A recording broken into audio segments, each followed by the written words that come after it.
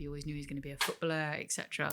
For these girls, they're having to make a living and they just so happen to play football and be good at it. Yeah. And it's just like, people still don't understand that.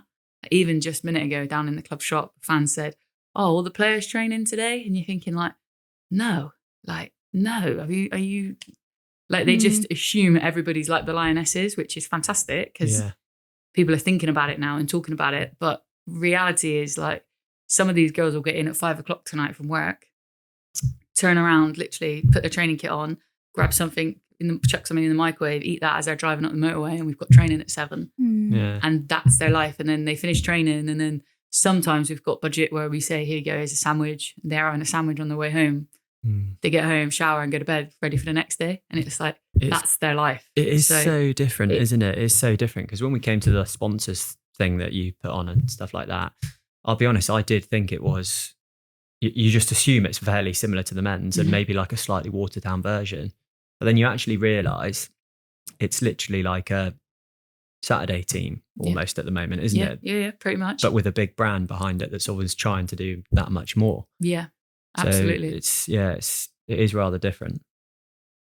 So yeah, I guess just awareness around the complete differences and that people often talk about men's football and women's football being the same. It's just a completely different product. And I think the sooner companies and people see that, the sooner they'll probably actually go, actually, I want to be involved. And I think companies that want to invest in women's football, you're investing in the people. You're not investing because you want to make millions, because that's definitely not going to happen. Like yet. Straight up. Yet. At the moment. And you only have to look at, like, I think I heard on the radio, the first women's player went for £1 million 2 weeks ago. I think that happened in like 1987 for the men's. Yeah. With Trevor Francis, right? Yeah. It was over like 40 years to have got to where we've got to now. Yeah. We could be set in 40 years' time, maybe a little bit grayer, but that could be the money for the women's players could be the same then. And it's like, it's going to take time. Like, women's football was banned for a period of time. Well, that's it. Yeah. Like, so women haven't played. We're having to actually play catch up. So treat it as a different product for now, because it is a completely different product. But it is hard to treat it as a different product when you're operating underneath the like Exeter City and like the same brand, the same banner. Very difficult. Because people don't perceive it to be different. But if it was like a different team name, you know, people might think, oh, well, it is really different.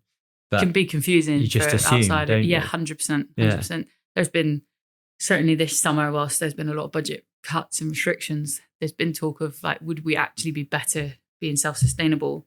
And whilst, yes, we would. And I think that's always the long-term aim, even if you're under a men's team or you're not. Like, what does that actually look like? And how do you actually get there? Like, people throw the word sustainable around all the time, but what does it mean? Like, what is that to you as an individual and you as an organization? Are two completely different things. It's like all well and good saying that as well, but like, just for one club out of all the clubs in the team to be, you know, self-sufficient, sustainable, it almost doesn't work, does it? Like, all the teams have to like follow suit at the same time. So it has to be like is that right, do you think? Absolutely, especially under this club model. You sort of think you've got the academy, you've got the women's first team and the men's first team, also got the community trust. Like, we can't all do things differently because then you don't have the same brand and the same product. You're all asking for different values of money all the time, rather than just having the same sort of principles and ethos, really. Yeah. But then I suppose also on the other hand, does it help, or do you want the brand of Exeter City behind you? Does that help you, like, to make it? It has done up until now. You know, it has done, and I'm hopeful that they'll continue to do that. They've always been very supportive financially, as well as with staffing and things like that. But there's so much more that needs to be done, and I'm not sure if it's the club. It's not that the club doesn't want to do it. It's just that the club is not big enough to maybe go where we potentially could go. And that's the scary part. I think we could almost, the women's side of the game could almost outgrow Exeter City, but in the same breath, you can't lose where you've come from, because that's our brand and identity. So it's really difficult. Being supporter owned is fantastic, but also really has its massive challenges. You only have to, if you strip away football and you just purely talk about facts and business, it's not sustainable. You cannot grow. Like, you only have to look at other football teams around. They're catching up quickly. Their budgets are massively different compared to ours because we're a fan-owned club that can't invest more because we don't have more, right? Everybody's cost of life is increasing. So it's almost like we need to change our model. But how do you change your model when your model is fan-owned? And if you change your model, you become privately owned. You just become another club like the other 92. Are all like almost like your own worst enemy is that the women's team are very ambitious, aren't they? Yeah, very. Are all like, you know, women's clubs and teams of a similar size like this ambitious? So. Do they want to be? We kind of have to be at the moment with the momentum and the movement that's going on at the moment. If we don't, then you're going to get left behind. Yeah. And I think because of the way that the women's game is growing, the fastest growing sport, I think there's... Is it? Yeah, fastest growing sport last year alone. And so why is that though? Because not to butt in there, but like it did feel like women's football just came out of nowhere for me with like the Euros. Because of the last Euros. Was it the Euros? Because of that, yeah. I think the legacy of the Lionesses was that girls had to have equal opportunity in school. They're now slowly getting that. So you're seeing talented girls at younger ages needing a pathway. Yeah. And that's only pushing clubs into having more teams, more age groups, which are then having almost, you're going to have this huge surge and like bottleneck eventually, whether or not that comes next year after, or 10 years down the line, this huge pool of players, like it is in the men's game. I think it's 1% of academy players make it to the top. Yeah. And it's like at the moment, that's not, the numbers aren't that big, but it will get to that because of the huge swell and surge of the game at the moment, which is obviously amazing, but also terrifying because I don't know if we're built for it yet. You know, I don't think the infrastructure is ready. I don't think that the funding, they're talking today about, like on TalkSport, you're hearing like the Lionesses want bigger primetime slots on TV and more channels dedicated to them. Well, that comes with cost, right? And then if they get that and they don't get the numbers, then everyone's going to go, oh, well, I told you so. But at the moment, they don't give it to you to even have that opportunity. So it's like chicken and egg. Like something's got to give. And if they've done everything physically possible for things to give, right? They've won 2 back-to-back championships. Something has to give. Like you have to start sitting up and recognizing that it's not going away. Is the demand there then? 100%. Yeah, 100%. Like I don't know the specific statistics, but the Girls Development Centre that the Community Trust run, I think I remember starting that out about 8, 9, 10 years ago, and we had like 40 kids. When I left them last year, or when we kind of broke away from the Community Trust, there was like 280 kids there. Wow. So it's like already doubled, quadrupled. That is only going to keep, and that's just in Exeter alone. Yeah. Like that's not another club like Topsham or, you know, so the demand is definitely there. It's just how we perceive it and how we value it. Like, do we keep putting big price tags on it and saying we want to make money and need to make money from it?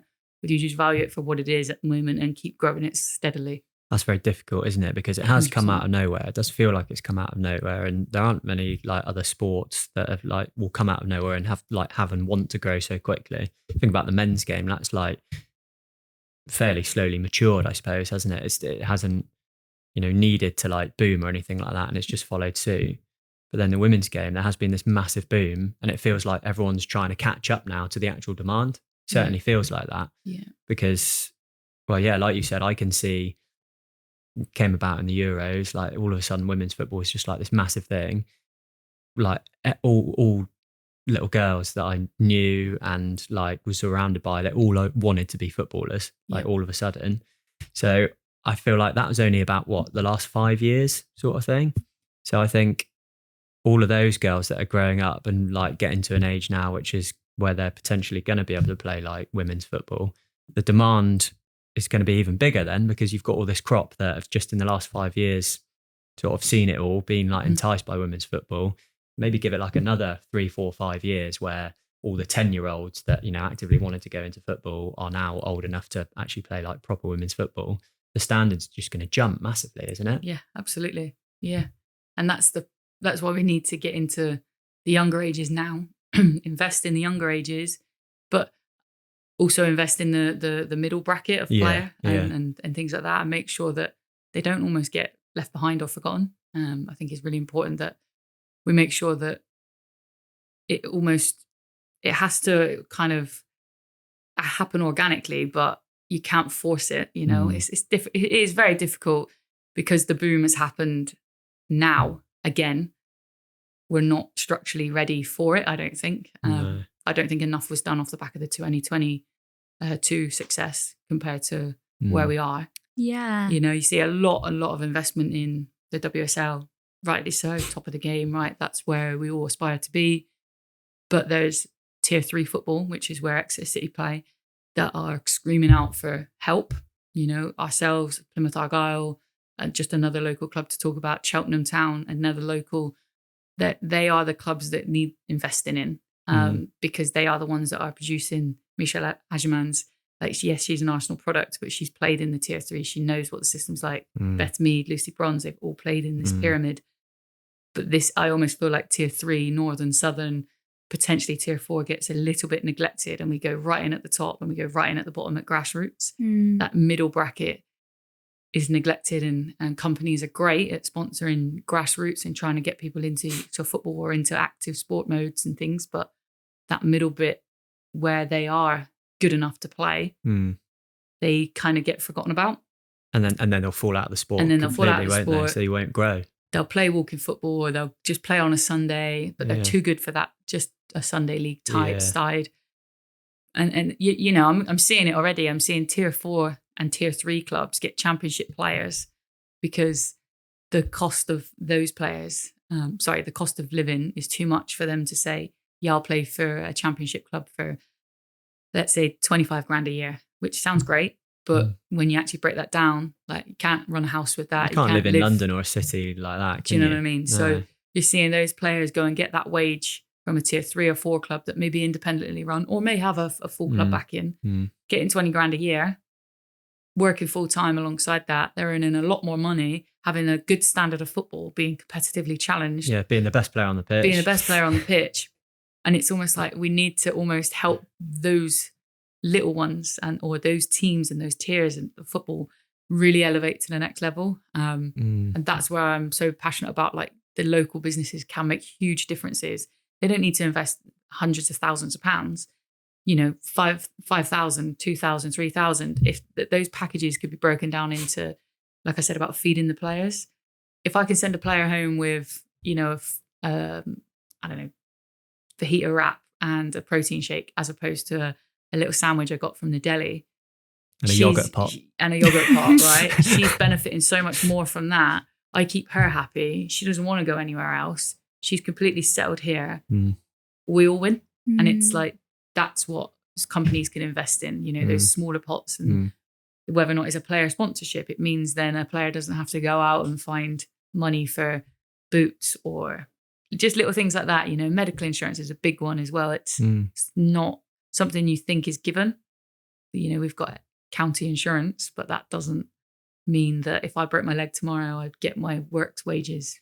You know, that doesn't happen. I just think that's crazy. You know, I was so surprised when we came to the sponsors evening and you said that the girls don't get like boot sponsorship, and like some people that I know that play for like a local team on like a Saturday that's, you know, not a part of Exeter City, which I perceive to be like this great club, get their boots paid for. And I couldn't believe that the girls didn't. And even when you said that they don't even have a place to shower after training, I think that is just... It's like you said at the start, people don't realise it's that far behind like just the men's Saturday league, like your normal men's Saturday league, isn't it? Where they've got a clubhouse, somewhere to go and train, food after, which you don't usually pay for. You know, like, well, you just wouldn't. You know, you get your boots paid for, you get your kit. You know, you get somewhere to shower, you get a bit of a social after.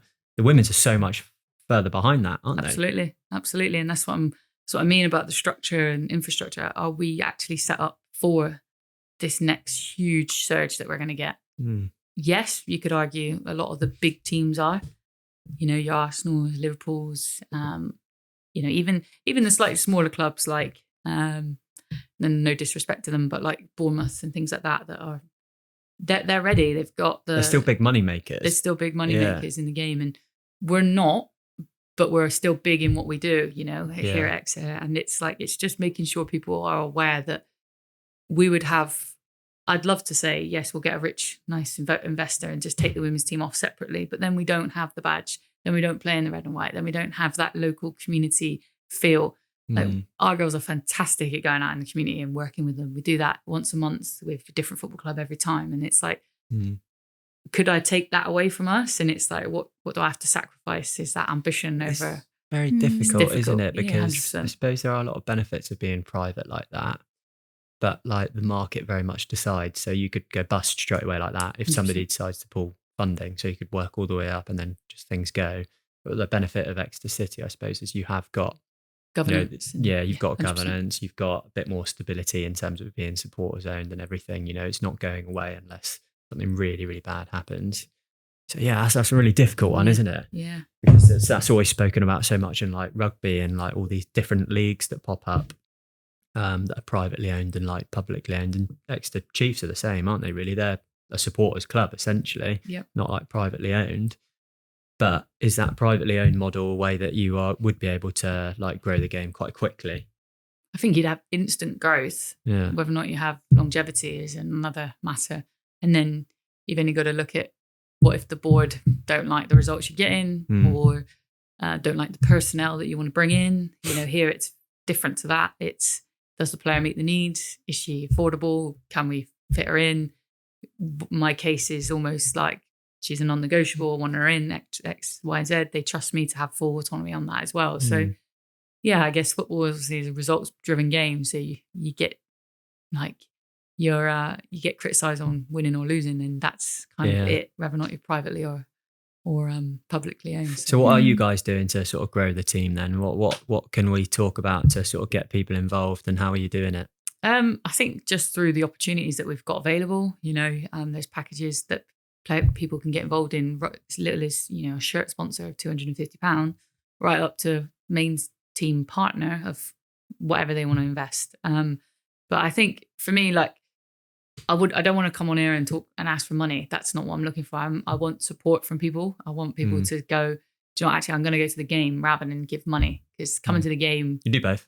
Yeah, don't get me wrong. You can do both, 100%. But I think coming to games week in, week out, buying a shirt, supporting us, retweeting, liking, sharing something has so much more power than, here's 5K, spend it on what you want. And then we don't do the relationship side of that, and then we lose them a year later, then we're going asking out for that more money, or the year after it's not $5,000, it's $10,000, and that company go, I can't do that anymore. And I don't want it to become like that big money transactional. I don't. It is I tough hate, though, because that word we use a lot. I don't like the transactional side of things. I like to be personable, and I always think that the people who are investing in us are investing in me and what I'm trying to do, and because it's my team, it's what we're trying to build, and it's like, I don't just want to be, thanks for your money, see you later.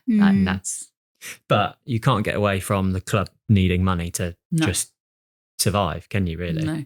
And I do think what Exeter City do, like especially that I got from the sponsors talk, was that, yes, you need the money. You obviously, want people to invest as much as they can as possible, but you do give an awful lot back from that in terms of like, the events that you put on, being around the football stadium, all this sort of stuff, being around the players. But we had that sponsors talk, we came to that, and there were a lot of sponsors already there that were very, like, didn't really talk so much about what they get back from a commercial sense, but what they get back from like more of a community sense and the sense of giving in that way. Yeah. So that's obviously a big thing that you're doing, isn't it? Yeah, 100%. And I think that relationship side has not been as good as it should have been from the club perspective. But what we offer, like you said, the community and the give back is huge. Players can be on the pitch for 2 hours after a game, signing autographs, smiling for photos.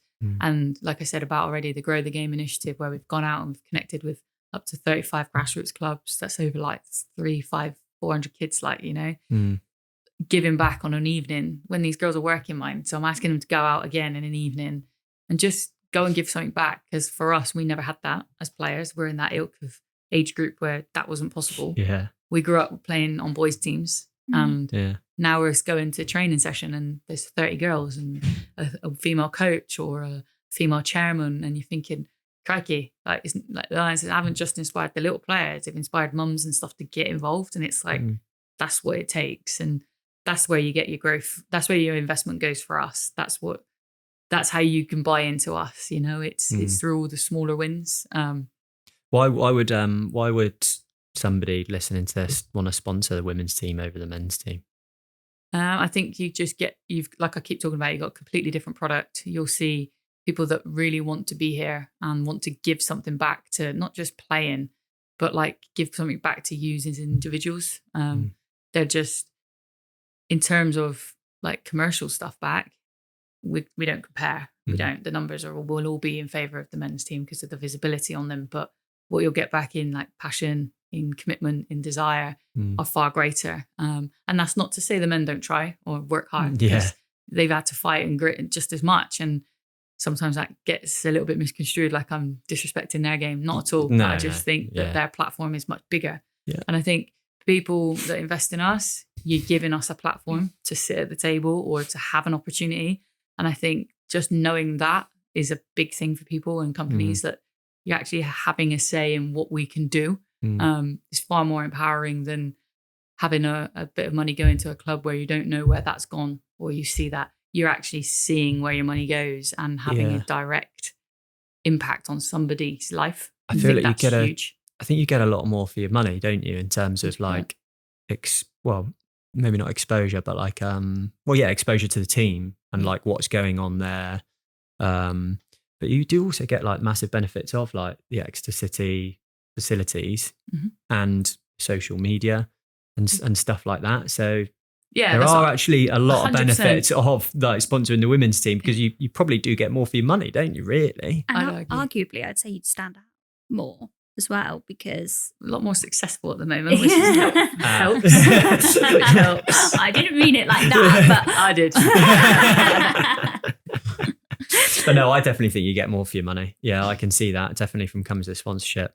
I mean, like going into the numbers, I don't know if you can, but like you're a pretty open book about like what it costs to run like the women's football team. Like, can you talk about that fairly openly? Yeah, I can. I mean, our operational costs are, I mean, in an ideal world, there would be an X number, but in a world where we live in where we can't have everything, is slashed to around 90,000 a year just on pure operations, which are travel costs, food costs, hotel costs. You know, where we live, we do have to travel. So it's, you know, it's literally paying those costs out. We don't finish the season like last year. We didn't finish the season with like £200 in the bank or $2,000 in the bank. We've literally finished it with nothing. It's literally red. It's literally zero. On the line sort of thing. It's below red, but I won't go into that. But that is the cost of us. And we need that back to just compete and just be on the pitch.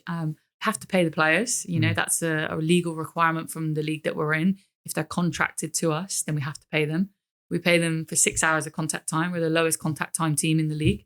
So you've got teams like Bournemouth who are on 12 hours, I think it is. You've then got teams like Watford, and you've got teams like Cheltenham and things like that are on sort of 20 plus. And then you've got some teams that are full time. So it's like, it's really trying to compete and use those 6 hours as wisely as I can so that we can then continue to grow. But I've got to pay them for those 6 hours. That then stops football clubs coming in to steal those players and just take them.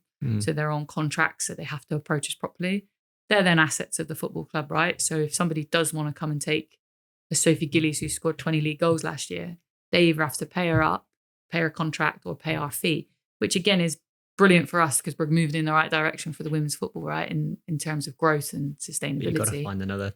But then I got to go out and find another striker that can score 20 goals. So yes, she might be worth, I don't know, 10 grand, just easy number.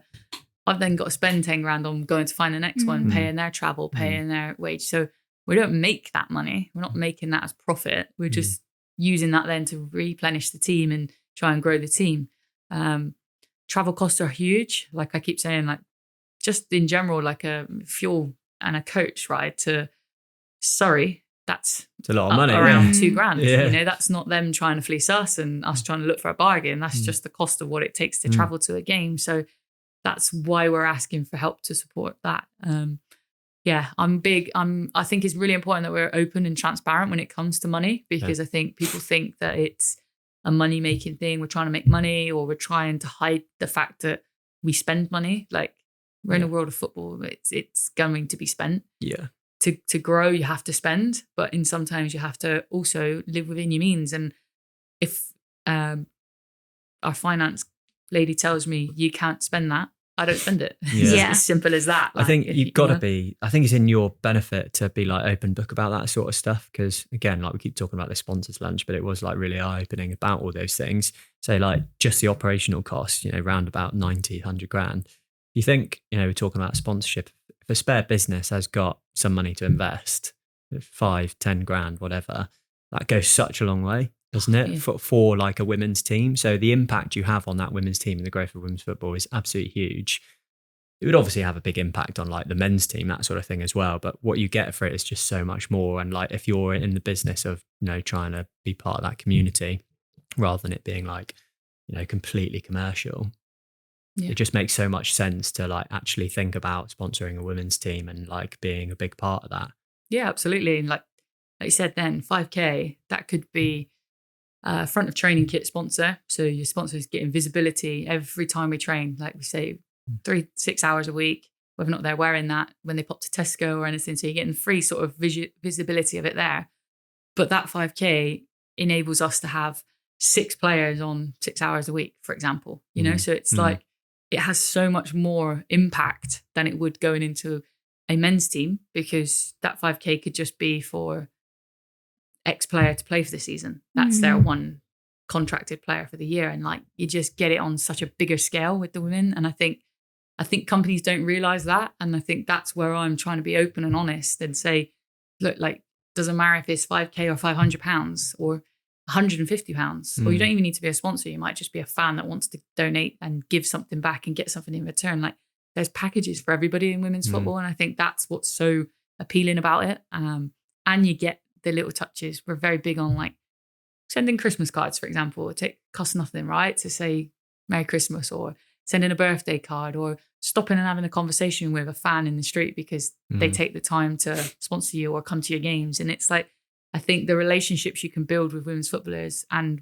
the women's sport in general are completely different to men's. We know where we've come from. I'm not criticizing men's sport in that they haven't fought hard to where they've come from, because they have, and it's incredibly difficult, right? But just that once they've made it. They don't need to worry. Not worry like they're never going to pay the bills again. I appreciate they've got to go and find life after football, but within that 3-year contract they've got, it's a lot more comfortable, isn't it? Yeah. Life's a bit different to what it is for a female footballer. So I'm careful not tarnish, but talk badly of the men's football, because again, they've given me, I work for a men's football club. I work for a football club that have given me an incredible opportunity, but I want to make sure I make something of that opportunity and leave something lasting for the next people coming behind me, and the people that aren't even born yet have got opportunities that I can say, do you know what, I was part of that direction or a part of that opportunity for them. Yeah. I think it's just highlighting the difference, like you say, isn't it? It's just highlighting how different the products are.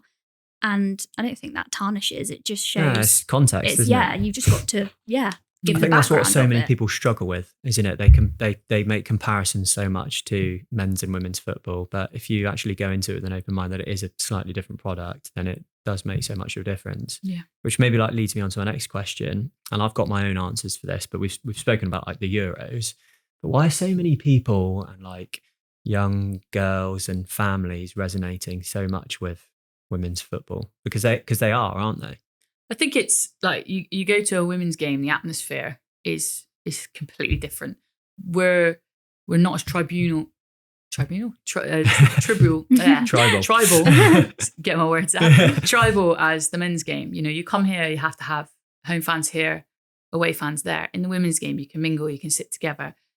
And it's that element of, yes, we support each other's teams, but there's that mutual respect. And I think it's the environment that women's football creates. Like, it's for all. It's not just for little girls, it's for little boys as well. I've seen so many social media videos of young boys with women's shirts on, cheering when the England team won, and like genuinely being like happy. They don't see that it's men and women. They just see football and sport. And that is, I think, something that the men's game needs to help shift the culture on, and that it's a sport for all, right? We keep saying it's a sport for all with all the negative press you get around the racism stuff, and we come together and we do the campaigns as males and female players, but we just have it as a completely different product for the men and the women. Like, you know, you can drink alcohol in the women's games out in stands in selected stadiums. Again, it's just the environment like you do at rugby, and they sit together. It's that environment that it's creating, and I think that's what's appealing to mums, dads, that they can take a whole family to a women's game. Also, I think affordability, you know, £30 for a family ticket. I think our season ticket for a women's team is, I should know this, but is around £45 for a whole season of football. That's flipping good, isn't it? You could get a men's ticket. I don't know what our home prices are. So again, forgive me for this and don't quote me, but I'm pretty sure that it's £25 for an adult ticket for a men's game, right? So you can get a whole season of football for 45 or one game for 25. For me, if I had a young family and a cost of living crisis, do you know what I mean? I'm buying a season ticket for me as an adult. My kid's season ticket is 20 quid. I can do something every single weekend and not have to worry. And when I come to the games, there's, you know, Target shot inflatables, there's face painters, the food's cheaper, like the accessibility. My kid can stand on the side and a player is going to come and say hello to them and not get hurled abuse, the swearing and things like that. And it's just a much more healthier atmosphere. And I think that's the difference. You know, even when I go as an opposition manager to other clubs, we're always looking at what they're doing. You know, Lewis are a fantastic football club to replicate. They've always got something going on. And it's just like, it's so welcoming. And that's what you want, right? Yeah, you compete on the pitch, but when that whistle like finishes the game, you're essentially just people again. And it's like, why we don't do more to showcase and highlight that is beyond me. Yeah. It is so much more of like a family orientated sort of occasion, 100%. Isn't it? An affair. And like you say, the price is that much better.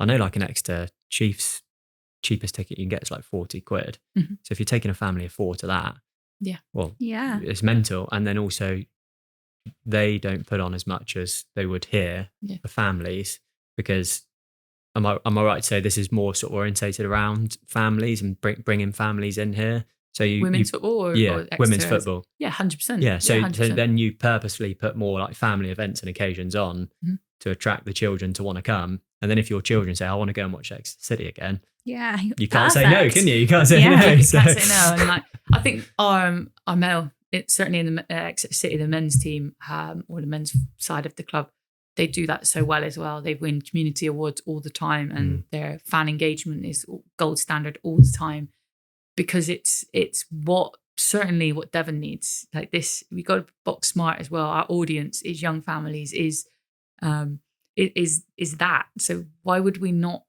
tailor that and target that? You know, it seems daft, and we're no different. You know, we know who our market is. We know that people want to come to these games, or if you don't, you'll just sit on social media bad-mouthing it, which is again totally fine, each their own. But when you come to a game, there's so many people that say to me, God, I didn't realize, one, the football was that good. Yeah, like, yeah. And two, how easy it was. Like, oh, I've just turned up. There was no queues. There was like loads going on, music, great atmosphere. Oh, and I had a drink in the stand. Oh, really? Brilliant. Like, that's amazing. And then, and it was affordable. And you're thinking, right, I'm going to come back. And you're thinking, like, duh, sort of thing. Keep coming. Like, different if the football was bad, or, you know, don't get me wrong. And some people are going to sit there and go, God, this isn't like the men's football. Yeah. But it's not. And that's the difference. And that's where we come back to keep looping back to the products are different. And I think if you just come with that mindset of, I'm just going to come out for the afternoon of family, you'll have a great time. I think it's quite obvious, like the match day experience and the product's very different. But then people expect the football to be the same, don't they? Almost. I think what women's football is doing well, and like should continue to do, is like put a big emphasis on it being different, rather than trying to like copy the men's game. Yeah. I know like the men's game is, you know, you've got the playbook there for it to go massive and the money and all that sort of thing, but it should lean into those differences of it being like more family orientated and like friendly for everyone to come, because, well, bringing a family to a stadium, you know, is you get so much more from it than just one person. Yeah. Like one guy. That family also gets something to bond over and connect over, right? You know, and it who knows where that would lead. And if it's the first time your young son or daughter comes to a football stadium is to watch a women's game, and then 18 months, 2 years down the line, they want to play football because they've been inspired by that. Like, that should be celebrated as a family, and that should be what families are looking to do, right? Yeah. Even if it's football or they go down rugby route or they decide that they want to do something else, but they've seen what being a team does, what being around like a sporting environment or the right environment and the right culture. And then that's exactly what we're here to do. And I think as much as we want to inspire people through football and through getting out there and doing stuff, it's about how they conduct themselves as well is a big thing for us. Big things for me as well. So it's like, just be nice people, and then you'll rub that off onto other people and they'll want to be like you. And that has a much more lasting impact than just what they see. So how you feel, right? Definitely. Going back to one of the points you made about the difference in the clubs in the number 3 league, probably not saying that. Tier 3. Just getting to terms with all the football lingo.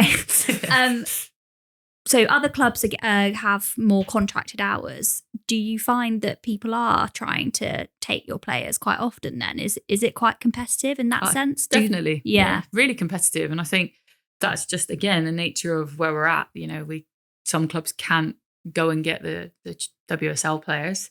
They look for the next best talent. You know, last season, like I use her as an example, but Sophie Gilly scored over 20 odd goals for us. Like, that is a feat in this league. It's a very difficult, division to be in. And she scored consecutively week in, week out. And whether or not we won 1-0 or 5-0, she was always scoring goals. And as a team that's maybe in tier 2 in the championship, not doing so well, not scoring as many goals, they've not got a huge resource budget-wise. They're looking at the next best thing and going, well, we'll have her instead. She's in our budget. She's playing tier 3. She's definitely going to want to play tier 2. And we had to fight to keep her. Thankfully for us, Sophie was a player that's living in Devon, the lifestyle that she's got. And then we go back and talk about packages and what they were offering her.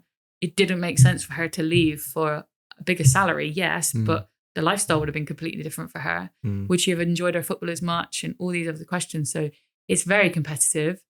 You'll see with the league standings, obviously we finished 4th. We punched way above our weight in terms of how we train, how we conduct ourselves. That didn't surprise us in-house. We knew we were a talented team. We knew we had the desire and all those things, that the ingredients to be a good team. But it's just about how can we now compete next year when teams are going above again and again and again. And don't get me wrong, we've gone from 4 to 6. So that in itself is a huge jump for us. But for me, it feels like we need to go from 6 to 10 very quickly to make sure that we can still compete. But again, I still believe we've got all the right ingredients in-house to make sure that we don't undersell ourselves this year or underachieve. We will still achieve, but what our achievements and what our good looks like is probably different to what a team on 20 hours good looks like. So yeah, we're very aware of the parameters that we're in. But it's tough. It is tough. You've even got some tier 4 teams now operating like a tier 3 and a tier 2 club because they're independently run and they've got finances to back that. So you have seen 1 or 2 talents drop out completely and go to tier 4 because lifestyle is just completely different to the men's world. So like the demands there in terms of like teams wanting good footballers, it's just like the pool and like the structures and the grassroots at that certain level to be able to have the teams to have all the options to actually pick from the players sort of thing, isn't it? Agreed, yeah. And I also think if the league this year have opened up the WSL, more teams, championship, more teams, they have to keep doing that. That can't stand still for as long as it has. Not criticising it because it's come at a time where it's needed it, but next year our league is 12 teams, needs to go up to 16. There needs to be 2 promoted automatically and then a playoff, like to continue that growth, to continue the good churn of players getting their opportunity. But then that comes with financial support for the football club. You have to meet criteria checklists to go into those leagues. Yeah. So I think there's a lot of noise about Wolves last year, so they finished the season 2nd. They had a fantastic season on the pitch, but the club didn't submit the application to get promoted. So even if you win the league, you still have to submit an application, which safeguards the football club, safeguards the league, integrity, etc. It actually is a good thing, right? It looks after the players. But Wolves didn't do that because they don't have what it takes to be in the next league financially, resource. And they're one of the big teams in tier 3. So that just shows you the gap between tier 3 and tier 2. And that's where I feel like the not just the investment from like companies, but the investment from the FA has to come in and has to have an impact on that. Has to change. There cannot be a huge jump and a gulf between tier 2 and tier 3, because the players are there, the clubs are there, the coaches and the management and support staff with ambitions are there. It's just this too big of a checklist, and that's what may suffocate and cause a bottleneck of talent and players and people. And that's what eventually, strangely, might end the progress, because you're almost hitting the ceiling too soon. Yeah. It might not be so much of a bad thing, really, to spread out like big clubs with lots of money across a couple of leagues, because then you sort of, maybe raise the standard for everybody around them as well. And those other clubs get to benefit off, a big day out of Wolves and, Wolves coming down here sort of thing. Yeah. But are the big clubs like the Liverpools, the Arsenals and the Chelseas, they're big women's clubs as well, Huge are they not? Women's clubs. What are they doing to like help grow the game at sort of those slightly lower levels? Do they have a responsibility to trickle money down or do anything at all? I can't imagine they would. I wouldn't know too much on that. I know that they're massive powerhouses. Chelsea are, domestic treble. Loads of money. Fantastic. Arsenal are European champions. So yeah. The growth in the English game is huge. I don't know how they work it. I'm pretty sure Chelsea are come away from the men's side and are running a separate company. Really? But within the identity of the football club, same as Aston Villa. But the men's team maybe still like supporting the women's team in terms of financially in some sense. Yeah, I would assume so. Yeah, which I don't think is a bad thing. I think that should happen. Like, I think that is a good thing to help grow the game. I think it helps with the men's side of PSR and things like that as well. So it would help and stuff. Yeah. But even sure. like a couple £1 million. If somebody offered me a couple £1 million, well, I know it's it's mental, isn't it? It's all comparable. But like a Chelsea who go around spending money willy nilly on like players, and maybe not very wisely, some would say sometimes. But if like a couple of £1 million went to like a women's team and then that all trickled down throughout the leagues, like. That's such a big difference to those women's team, isn't it? It is, yeah. I'm sure they do. Something, I'm sure they do, with it, whether or not that's within their own community trust branches and arms of their football clubs. I'm sure they do something, but I'm not aware of it trickling down to tier 3. That's for down sure. This way, yeah. There's relationships some football clubs have with others. I know Arsenal have a good relationship with Watford, who are in our league, and look to loan players where they can. So that helps. Well, that's amazing. Yeah, that should happen. And it's like we've got a championship club in Bristol City, less than an hour and 20 minutes away from us. That relationship definitely needs to be stronger. It's something that we're looking at definitely developing. But again, like we've got Argyle, who are an hour down the road from us, 2 hours from Bristol. They'll also want that as well. So it's about competing. It's about making sure that you're the right club that fits each other's values and morals and ethos as well. So yeah, I'd love to say that they trickle money down to us, but I've yet to see any yet. It's coming. It's coming. I hope so. But equally in their side as well, they'll argue they haven't got it to trickle down. No, of course. And it's not at a level.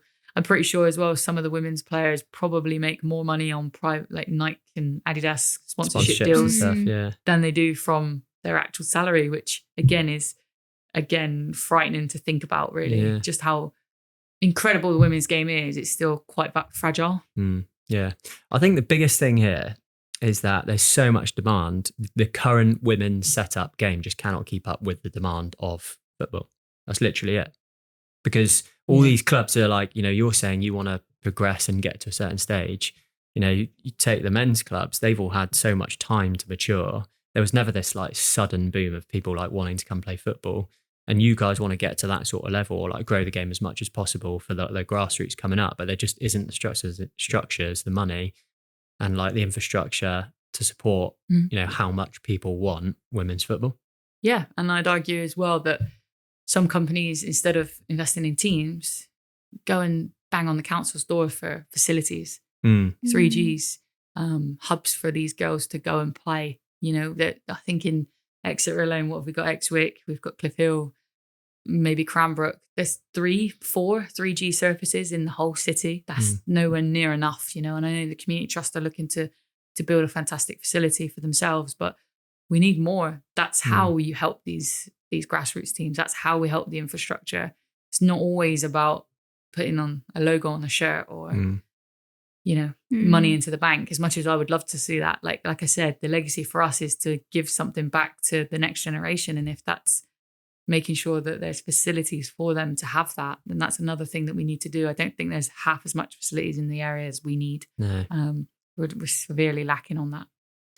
So we just jumped straight into the podcast there, didn't we? We really didn't really do an intro or anything like that. No, just straight conversation in, Abbie Britton, women's Exeter City manager. Thanks for coming on the podcast. It's halfway through there. We'll get it in there. Pat, you can do a bit of editing and stuff like that, can't you? But let's go. We've jumped into the juicy bits. That was good fun, and we just sort of carry on with that. But like, talk us through your journey then. Where did like women's football start for you, and how did you sort of get to it? So I'm just one of three. So I just got kind of bullied and forced into playing football with my brother and sister.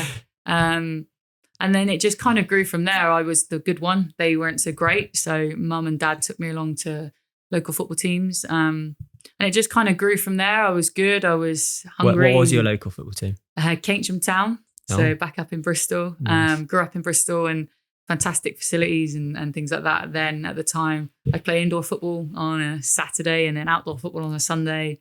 My cousin and his dad ran a team, so I'd play for them. And I remember one time going along to the tournament and the boys saying, well, she's a girl, she can't play. And it's like, he was like, just watch, she'll be fine. Yeah. And the rest, as they say, is history. And kind of snowballed on from there, really, and ended up playing for Bristol Academy.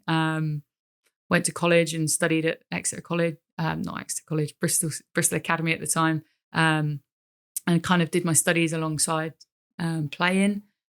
Didn't work out for me there, so I moved across to Swansea, played for Swansea for a little bit. Then I took a little bit of time out of the game, kind of trying to travel and play, and everything was difficult. And then a good friend of mine, and still a good friend of mine, manager Gary Green, was at Cardiff City. So I went along to Cardiff City training, and then ended up playing there for the sort of last 5 years of my career, and absolutely loved it. And it was just kind of really brought that buzz back to me playing.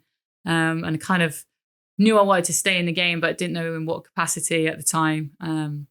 Broke my leg on the final day of the season. So kind of forced my retirement. And then, I've been a manager ever since here at Exeter City. When did you join Exeter City?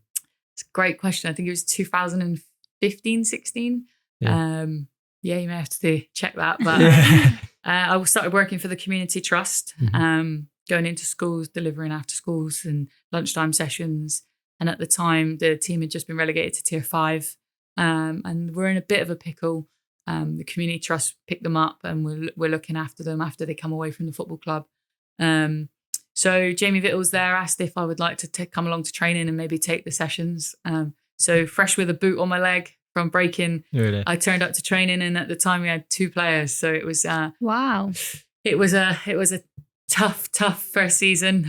Not playing with 2, but just the eye opening of wow, I'd gone from playing from Cardiff City, who at the time then were in the old Premier League, as how it used to be structured, FA Premier League, and then it got restructured into what is now the Championship and WSL. So for those that know it, we were at sort of what you would call the Championship now.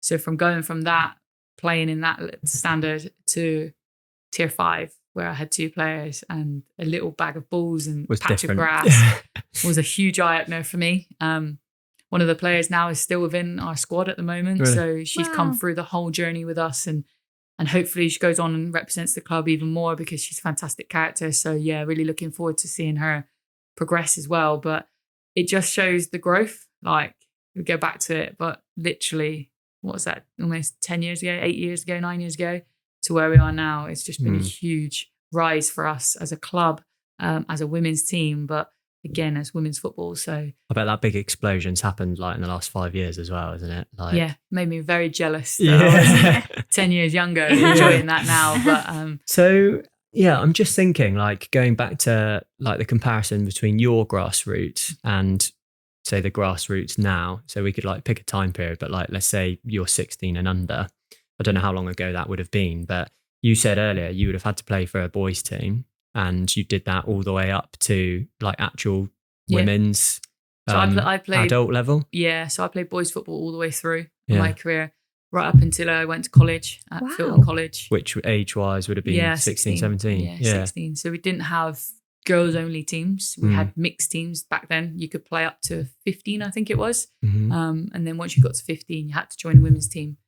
And for boys, they would have under 17s, under 19s teams, whereas that wasn't the case for women's teams. You were either girls, women, straight split. And this is where I think, like, I'm trying to make comparisons to what I know more so, and I'm from Sidmouth and like Sidmouth rugby and Sidmouth football.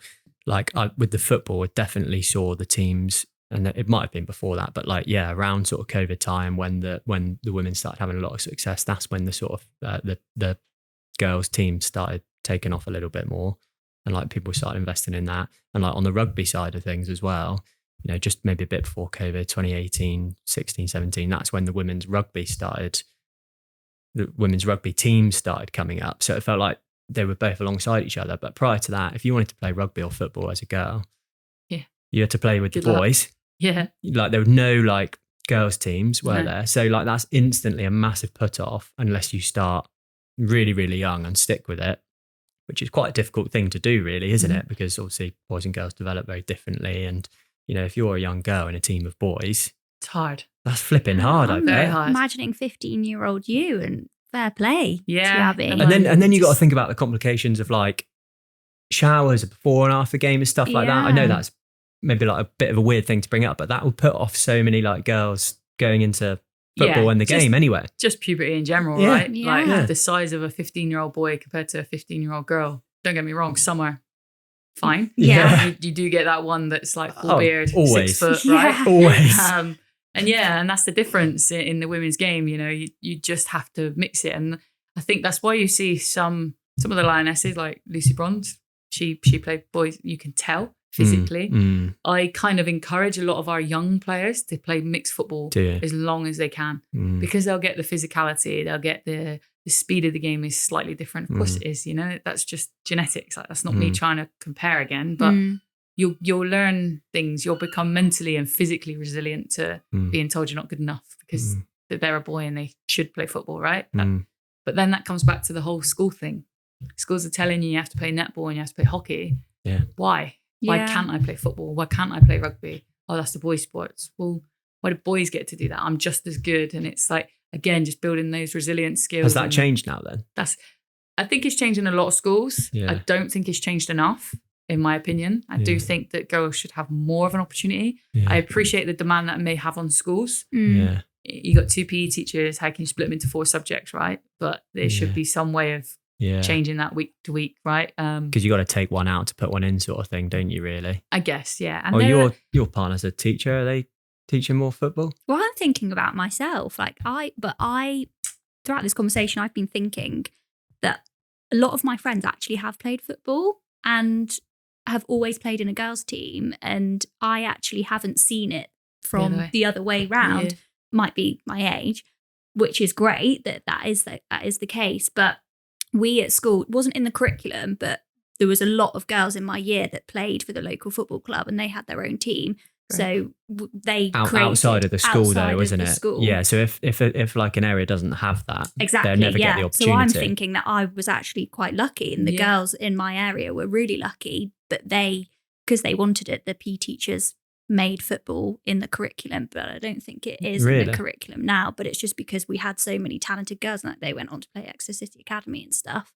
But I think they must have just been really lucky. Yeah, maybe. And like, I think if you're living in London, you're living in Manchester or big cities, you might be okay. You might, I don't know, you might have more girls' teams available to you. But if you're down here in Devon, where, you know, the next nearest club may be an hour's drive away, like for boys or girls, that's tough. You know, young kids that want to play or want to just have a girls only team, you know, that's difficult. But yeah, I think there was I think that it's a FA ruling that once you're possibly 14 now, I want to say, you can't mix the sports. Really? You have to stop it. I want to say it's 14 now. I think that changed from when I was younger. So yeah, 14, and then you have to play girls only or boys only. But your advice is because I'd get up to that mark as much if you're an as under you can. 8s, 9s, even 12s player, why wouldn't you? You know, there are some fantastic boy footballers out there that are going to compete and mutually give you that respect. But equally you're going to be learning just as much off them as well. And you might just be the better player there. You might get better recognition from being the standout girl in the team as well. Yeah, big time.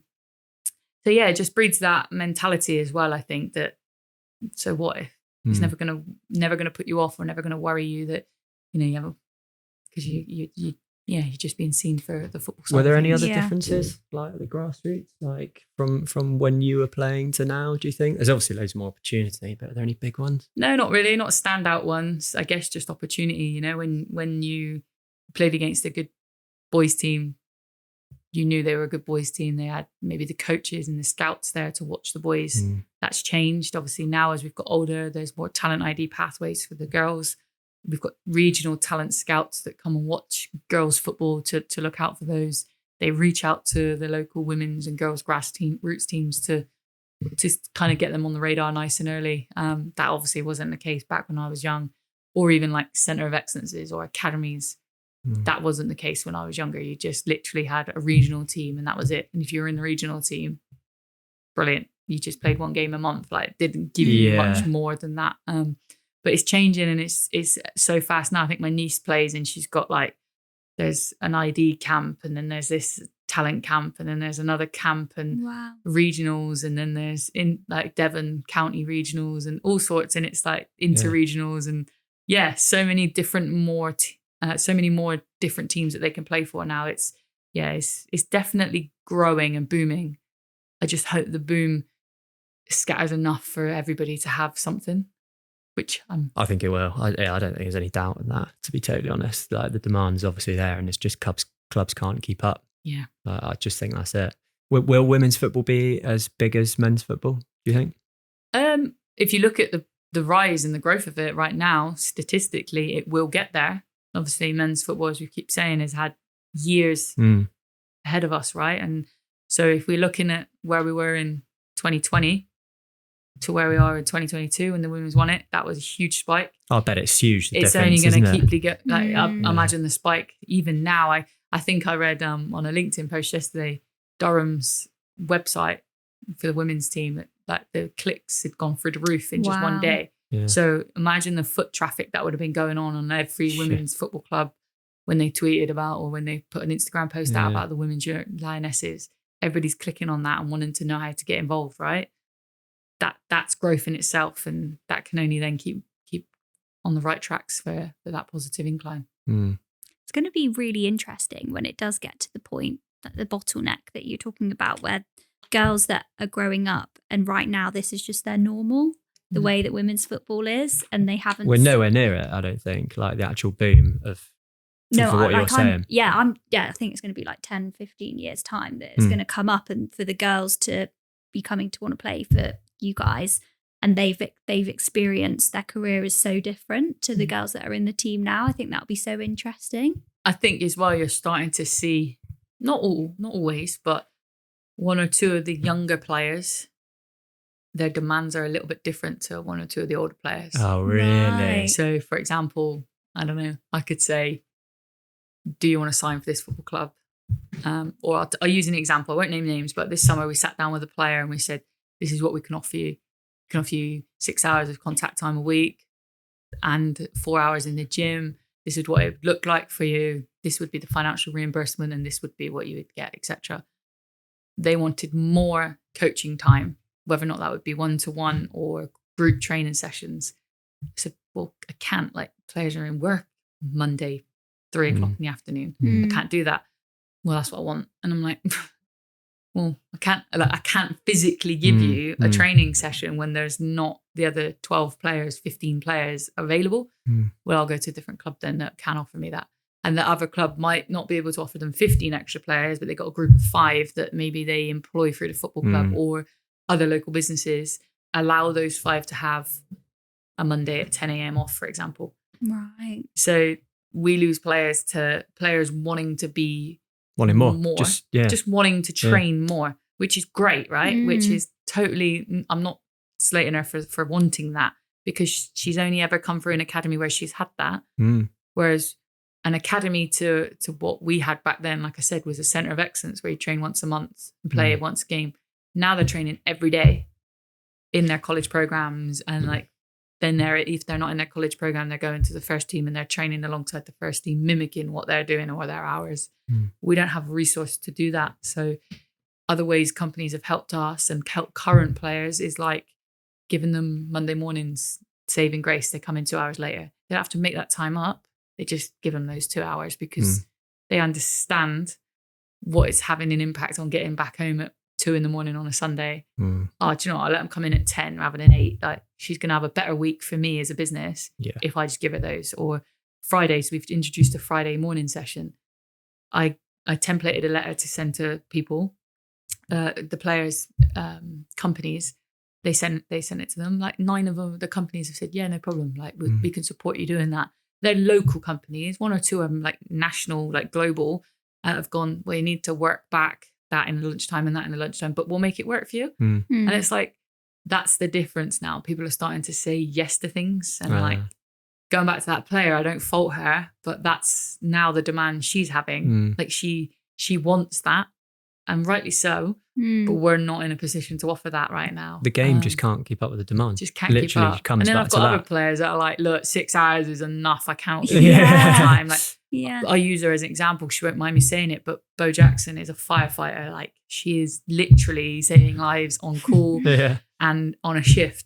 She cannot give up any extra time. No. But how can I treat her any differently to a player that is giving me 10 hours when, like, I pay I just can't, can I, right? As much as she loved her job, I'm sure she would love to be able to give up her time and do more football. Of course, right? But the game just can't keep up with the demand. I can't pay her the same as what she would lose from her firefighting hours because we just don't have it. So then you have to split it across everybody equally, and no one's greater than one other player, and it's so difficult to keep the balance, right? What's also interesting is the ladies that are coming up, using that lady as an example that wanted more hours. She wanted more hours but didn't want more money. And I think that's also really interesting because potentially, maybe I'm saying something out of turn here, but potentially maybe in the men's game that are used to getting all of this money and higher in the leagues, they get millions and millions. Maybe they would be asking for more money rather than more time, whereas she actually just wants to improve her game, doesn't she? More time on the training pitch would have equated to more money. Right, okay. But not, like, if I would have said, I can't give you time, I can give you gym, or I could give you another something, maybe that would have been the case. Like, their argument or her argument was she wants to be as close to a professional as she can. And I'm saying we're tier 3. Like, there is no way we are offering semi-professional, let alone professional contracts to anybody. Like, we're just not there yet. Even Sophie Gillies, who is our first contracted player, she works for us 4 days a week. Like, she actually is employed. She has to work. Yes, we bend our hours to ensure she's got training and time free in the day to do her football. But again, she has to work because she has to pay rent. She has to pay car insurance, live, like, just, so we are nowhere near the levels that a Sunday league Saturday men's team are just yet. So I don't want to keep going back to that, but like, it's just making people aware that what semi-professional looks like for women is not semi-professional for men. So different. Very different. I bet so many people don't even know that as well. It's just so crazy. I didn't know that. So no. Crazy. I think our office in general, since the Euros in 2022, really got into it. Yeah. We used to work with somebody that was really into it. She was like really into it felt football. Really small time then, didn't it? Yeah. But I, to be honest, I actually don't think, and this might be bad for me to say, I don't think I actually am interested in the women's football as in the technicalities of them, how they're scoring and stuff like that. But it's more the team and the culture. And I just think it looks really fun to play on a women's football team. That's what I'm taking from it. I think really, as well, like, we always get that here. Like, people always say, oh, they look so close. I think someone commented on a Facebook post recently, like, the recruitment always looks like they do take their time, they get the right person, etc. And it's like, but I coach people. I don't coach players. Like, I coach people. And if you're not going to come with the right attitude, or you don't want to be here, or you're going to be a dick, then I'm just not going to want to sign you. Yeah. And it's like, then you're not going to be in my team, because it takes one bad egg to rot the core. Like, it just will not work. So it's like, we're at a point where the group, like actually enjoy being together. And like when you do train for 6 hours, when you are so intense in the 2-3 days you get with them, you've got to like each other. You've got to like each other, and you've got to be able to take criticism, because like I pride myself on being as honest as I can be, because one, that's the best way to be in life, right? If it's got to be said, you'd rather be told the truth than flirted around with and told you're lovely and then you're rubbish, right? Just shoot from the hip and say it. And I kind of have said to the players, you've got to be the same. Like if somebody does something that's not good, tell them, because they'll don't do it again. And if they do, it's then something that I need to coach them, because they just don't know. It's not that they're just being arrogant to it. They clearly don't know it. But the social side of it, again, like the community, that we go out and we do stuff in the community. I can't send dickheads out to the community that are just going, oh yeah, they give me some money and like a nice kit, and like, no, like you're going out and you're representing us, and these are our values. These are what we stand by. And if you don't want to be a part of that, the door is literally there. Go and find another club, because there's plenty of clubs at the moment that will take you. It's like, it's that mentality that we've got to, and that's what drives success and breeds success. So that's why we've been so successful, but it's because they drive it and they actually like being around each other. And it does, from an outsider looking in, look like a great place to be. And I think that also is a telling point. Over the summer, the phone was ringing. People wanted to join us. And it was like, normally, or there has been years where I've been making lots of phone calls. Like, come and join us. Oh, no, not what, sure. Players? Yeah. Really? Oh, I'm not sure. Like, don't know. You've got so-and-so there. I don't really like so-and-so. Or I heard that there's a bit of a divide. Like, there's cliques in the group. And it's like, well, naturally, you get cliques any group. Like, even in a workplace, like you get cliques. But they're not cliques where you can't talk to each other. They're just people that gravitate because they like the same things, or they have the same interest in music or fashion. It's click within the clique. It's not, they're a clique, and I've taken time, and it's been hard to drive certain standards, and we've got to where we've got to over the last sort of 4 years, 5 years, and I'm proud of who they are. Like, I would, if anybody was to bump into any of the players in the street, I would be more than confident that they would be respectful. They would be able to have a conversation. They'd tell the truth and be really honest about how they find that being a part of the football club as well. So I think that's always a big thing as well. People say, oh yeah, she just says that though. Like when the cameras are on, or when they've got big games here, they just say, oh, they love it here. But actually, like, they do love it here. Like it is part of a family environment. And again, that it takes time to build that. That's not just something you can just switch on. That comes with trust and relationship building. And again, I just think it's because I treat them as people. I've been there. I've done it. I've done the 2-hour drive to training, and then trained, and then 2 hours drive home in the pouring rain with roads closed. So I understand what they're going through when they say, I can't come to training tonight. Like, the road's closed, or I've had a really bad day at work. My head's not in it. Okay. Like, this is what I need you to do. No problem. Or when you come in next week, I need even more of this. I treat them like people so that they are like respected like that, and they give me the same respect back. That's what I ask for. So yeah, it's definitely a nice place to be. And one of the reasons why I've been here so long, I think, is because I just as much as they love being here. That's really important, isn't it? But if you feel like that as well. Yeah. What sort of different things have you, example wise, have you done to build that culture? I think that's even important in a business, let alone a football team. I know this is a business, but what have you done? Trust. I think, like, I can't ask them to do things in their private life and then not trust that they haven't done things, like little things like go for a run, go to the gym, eat right, be an athlete outside of it. There are some that maybe go out on a Friday night. I can see that on a Sunday. But if on a Sunday she's still scoring goals or she's still making great saves, who am I to judge what she's doing right now? Do you know what I mean? It's like, I have to trust her that she's doing everything she can to be the best version of herself. If she's not, then I can ask the question. But yeah, trust works both ways though. So like, they have to trust me that I'm fighting tooth and nail for them in everything I'm doing for them behind the scenes. And I think they know that. They know that myself and David work really hard for them, and we're not a club that won't give them what we can give them. We're like, if we've got it, we'll give it. But if we haven't got it, we'll be real upfront and honest and say, nah, it's not happening. Sorry, can't do it. And I think they like that. They like where we come from to where we are. And it's always reminding them of that. Like, this could disappear in a heartbeat. Like, if the football club has a financially bad year, like the plug could be pulled, right? We can't hide from that fact. We're not just like earning enough money as a women's team to say, doesn't matter. We're not. So they have to enjoy those occasions and enjoy it whilst it lasts. And I think just trying to make sure that we don't get too high and we don't get too low. We just kind of enjoy the momentum and the ride that we're on for what we're doing, and just trust them to be those people. And I've already touched on it, but treating them like people, like, really matters. They're not football players. They're not athletes. Mm-hmm. They're people that play football and love to be an athlete. So I have to treat them like that. They're going to have great days. They're going to have bad days. They're going to be injured. They're going to have family stuff go on. They're going to naturally have relationships that break down or are going really well. And it's just about understanding that every single individual is very, very different, and they are very different. There's the group is full of characters, and it's just respecting that. And I'd like to think that they respect me for that. And I respect them for that as well. Yeah. The girls come from like all over the place as well, don't they? Like some of them do travel quite far. Do you do much like socially? Obviously you all have fun when you're here and playing and stuff like that, but is there much like outside of work that you do? Yeah.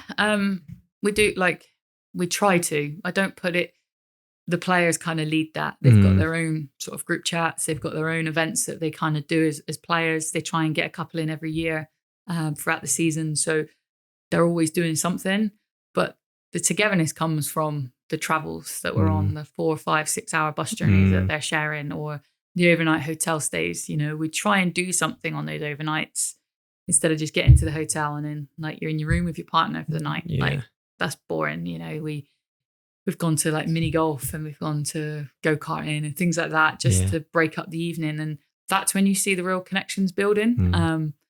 If you lose, it's tough for the first hour. Like, everybody's sad and depressed. And then suddenly the people side of things kick back in and they start communicating again. And you can hear the relationships building and the trust coming back. And that's where it's grown. So socially, they're a fantastic group. Like, they're all a good age mix and spread from jobs that they all do. So they always got something that they kind of can talk about. That's such a big part of it for, I reckon, like a team like an Exeter City Women's, because they are obviously, like you say, people, but they're giving up so much of their time. Like, if you don't enjoy it, then why would you do it? Absolutely. Because it's not your full-time job, is it? And I say that, like, the minute it starts getting to a point where you're not enjoying things, like, you've got to talk to me. We've got to have a conversation, because if you moan to her, oh, this is crap, this is rubbish, like, you don't, it's not because you may be feeling that about football, because you might have just played and scored and everything, but something's going on in life that's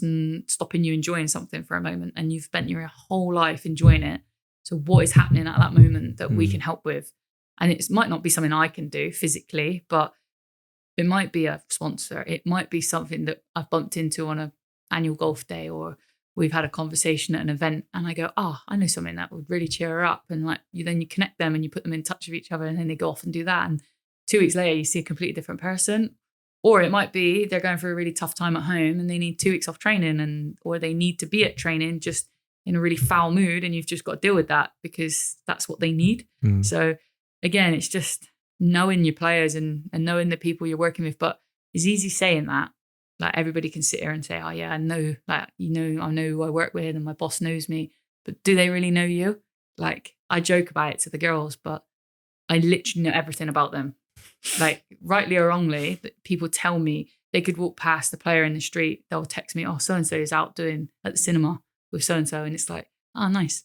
I don't care what they do in their private time, as long as they're doing it respectfully. But somebody always tells me what's going on. And it's like, I love it, because they're like my little babies, and I need to make sure they're always safe and they're always okay. But I don't sometimes I'm like, oh God, she told me she was there. Yeah. Do you know what I mean? So it's just, it comes out eventually and stuff. So, but yeah, they're a great bunch. Back to the original point, like, they're a fantastic bunch, and socially we have a great time. Even when we connect as like coaches and players, that respect is there all the time. So it's good. The game's like changing so quickly, and you know, it's changed so quickly. I can feel and see it change just from like a certain time period 5 years ago to like where it is now. Have you got any good examples of how things have changed like so quickly, so much for you? Just our attendances, I think, are a huge thing for us. Like, I still remember a tweet from David, our operations lead, and he was like, Columpton Town, Exeter City versus Poole, like 3-2, I think we won the game. It was like attendance 43. And like of those 43, I think like 27 were like family members. Friends and family, yeah.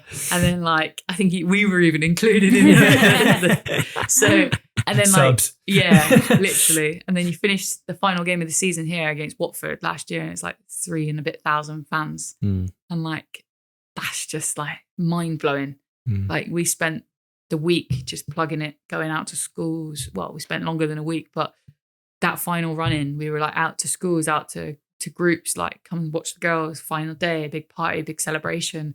And it lived up to that billing. And like when the scoreboard clicked over to 90 and the attendance went up, like that's all I was glued on. It was like 3,500. And it's like, wow, like in Exeter, 3,500 people have turned out to see us, like us as a club, like deliver what we've been saying we're going to deliver. That is a lot of people. That is a lot of people. What's right? The capacity here? I think it's about 8,000. So yeah, it's a good. It still feels pretty full. Yeah. Oh, this side of the stadium and that side were completely packed, and just like it just inspires you. Like even as a manager, like I'm not playing, but like I turn around and see my entire family in the crowd and see people that you've supported you through the years. Like we're part of that 43 at Columpton to now sitting in a stand with thousands believing in the things that you believe in, because I do believe it could be so much bigger. Like I have no doubt we'll hit the 5,000 mark this season here. Really? Whether or not that's one against Argyle maybe, or one of the games later in the season, or the end season, and the game at the end of the season when we have packed the park again. But because it's there, like people want to be able to see it. Like these young girls and boys, like if they can see that it's possible, they'll want to come. And I think parents will buy into that as well, because we talk about the atmospheres, we talk about environments and the culture that we're creating. Like it's on the doorstep. It's literally here at an affordable price, good quality football that maybe some people might not even be here to watch the football side of things. They're just here for the day out, but they get all of that incorporated in one. And it's like, it's literally here on the doorstep. And it's like, I can see it happening. I'm going to make sure it does happen through like the promotion and everything that we're doing for it. But I think it's only going to go on and on and on, right? And we'll be talking about one day, hopefully in some point in my career, whether or not I'm a fan and sat in the stand, this place will be sold out for people watching Exeter City Women. And I genuinely believe that. How often do you get to play here? So that kind of varies. Last year we had 6 games here. This year we've got 3 games. I think Are they Saturdays or Sundays? Sundays. It's all Sundays, is it? Well, we're going to be playing Argyle here on a weeknight, so Wednesday night. Really? So we play Argyle in the week, because obviously we're quite local, so they break the Sundays up, which will be a huge occasion. I think it's the first time in 5 years that we've played each other at St James's Park. So wow. Under the Lights always adds that extra spice to a game. So yeah, we're really looking forward to that. It's going to be an incredible occasion. It always is a Devon derby. So yeah, it's going to be a huge one. But 3 games, more so because I think the cost that are involved with running a game at the football club, I don't think people sometimes are aware of that. You know, the stewarding, the electricity, literally just to turn on the lights, and making sure there's, you know, security staff, not security as in like breaking up the fans, but making sure there's stewards and stuff, adequate staff here to make sure that we're all kept safe, bar staff, food, drinks that go into that. And people will say, yeah, but you make that through your ticketing. But we don't, because we're an affordable club. We want to make sure that it's affordable and things. So there's a lot that goes into playing here. Plus the surface as well is like, takes a lot to make sure that green grass out there stays lovely and green. We've seen it today. That, yeah. Gosh, that was mental. Fantastic. Yeah. So yeah, I mean, we would love to play here more. And I do think the long-term vision and the plan for the football club is for the women's team to be home here. But that takes time and that takes investment. And we're not at that point yet. You know, we need more investment. We need more time to build the right pitch and surface and stadium to allow that. And that will happen. I'm confident. I'm being reassured by club and board that eventually will be the case, but it just takes time. And that'll be a huge shift, won't it? You know, if you're coming for a big day out here rather than some other smaller place, you know, you're going to get bigger attractions.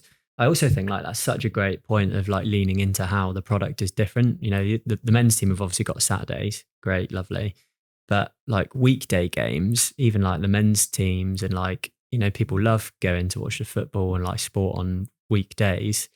You know, if it is, you know, catered more towards family affairs, that sort of thing, is that like a great time to do it and like have women's football on weekdays so that weekends are free. You know, you can take the family easy to the football. Yes, there's a bit of drinking going on, but it is a bit more of a family occasion, and you get to play on the biggest pitch, the best pitch, you know, every week. Like, again, it's just another thing of how the product is different, but like leaning into, you know, making the most of those opportunities and actually, you know, knowing it's okay that the product's different. Yeah, absolutely. I think me and David were talking about this in the office the other day. Like, it would be amazing if they actually played more in the week, like, or Friday evening games. Like, Friday evenings, people are always looking to do something, right? People love Friday night lights, don't they? Exactly, right? Yeah.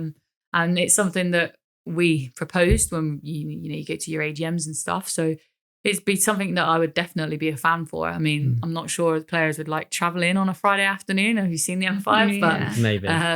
But it would be definitely something to look at in terms of growing the game again and catching up with Boom and maybe helping with some of that bottleneck that facilities are available entirely across the week and weekend then, aren't they? Right. So yeah, you're making the most of what you've got. And like Thursdays and Fridays, you know, kind of does feel like you get into the weekend, doesn't it? Friday's obviously a weekend, but you might attract, and I don't know if you'd want to attract, but you might attract some of the people that would typically come to watch like a Saturday men's game to the Friday game. Yeah. And maybe think, right, I'm not going to go to the men's game. I'm going to go to the women's game with my family, have a few beers there, and then I've got a free weekend and I can watch whatever football I want on a Saturday as well. Yeah, exactly that.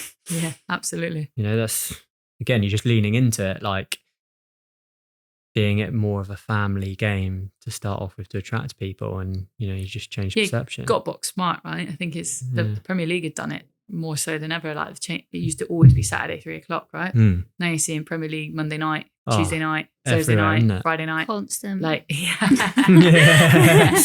love it. But yeah, like why wouldn't we do that more across the game? And I think they say, oh, we'll do it for the WSL. Again, I get it. The TV rights, lots of money involved in that, but that could be done in the evening. I think over pre-season, just the local town, Clumpton Rangers have been doing their pre-seasons every Friday night. When I've gone and watched, the clubhouse is packed. Is it? Like, so it's like, and whether or not you're out to watch the football, or like we said, you want to just go and have a drink after a long day at work, like you're going, you pay your money and then you're there for the night. And the football might just be the added side note to that. Don't get me wrong, at that level, that's fine, but they're getting more people through the gate, spending more net per head, and they're doing it on a Friday. On a Saturday, then they can do a youth game or something where they can generate even more income again. And Sunday, they may have their women's team there. So it's a 3-hit across the weekend. And I do think that we could learn a thing or two that I've actually said today, but next season, we're doing our pre-seasons on Fridays. Because I think that's so true, just a better idea. Yeah. Then I can get a Friday game and maybe a Sunday game, and I could do 2 games across the pre-season schedule. Everybody's happy. You get more opportunity, more eyes on things, and just think outside the box. I think it's like talk about products and stuff. Think outside the box with it all the time. It's a great opportunity because Friday nights, like you say, people want to do something Friday nights. If you and like 3 or 4 of your mates, you know, you're local in the area and you get to watch a bit of football, and you've got loads of other local people in the area coming down to the same spot, you make that a regular thing, don't you? Yeah, 100%. Like something you want to do, even if it's not just, even if it's just pre-season, but then actual games as well. Like you say, you've got the use of the clubhouse for the whole weekend. Yeah. You get more people, more football coming through. You spread out like, you know, the football and the attraction for the whole weekend. Friday nights, there you go. The Friday nights. I think what's cool is we were saying actually after the sponsors morning that with the women's game, kind of still at its infancy for where it can go, it's a really exciting place because it's got the opportunity to take all the best bits from all the different sports and make it so amazing. Absolutely. I think on the Watford game here, we tried so many things. Like all season we've been trying, like, does a hospitality sit down 3-course meal work?